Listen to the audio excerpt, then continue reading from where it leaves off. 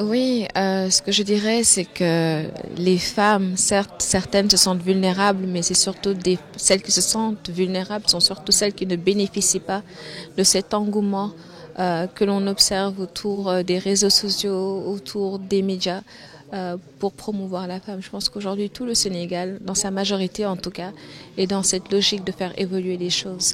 Maintenant, comme vous dites, il y a des femmes qui sont vulnérables parce qu'elles ne font pas partie de ce dispositif où elles ont été exclues involontairement, où elles sont exclues inconsciemment.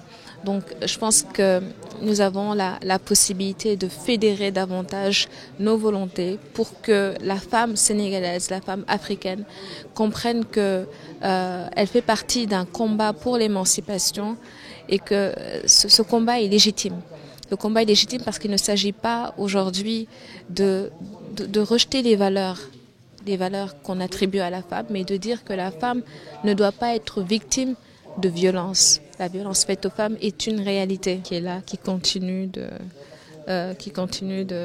condamner la vie, en la vie de tellement de jeunes filles. On voit des femmes mourir parce qu'elles sont victimes de coups, elles sont victimes de violences. Et ce qui dérange, c'est que ça se fait dans la plus grande impunité pour la plupart. Donc nous devons faire en sorte que ces femmes vulnérables que vous mentionnez se sentent davantage impliquées, que l'on criminalise avec plus de sévérité,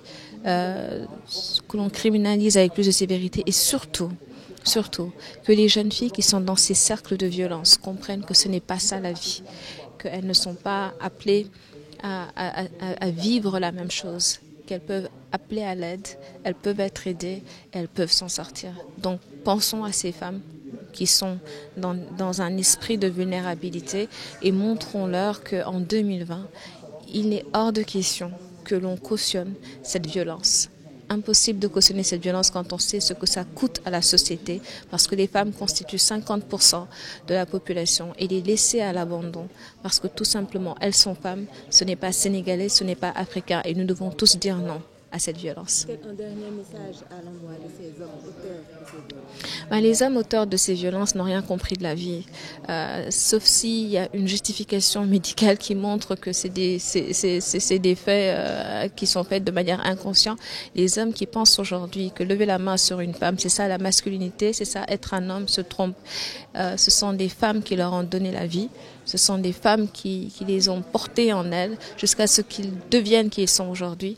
Donc vouloir exercer une sorte de force sur ces femmes que le bon Dieu a choisies pour porter la vie, c'est tout simplement être inconscient. C'est un crime que de violenter une personne et c'est encore plus grave quand on lève la main sur une femme, parce que la femme est sacrée.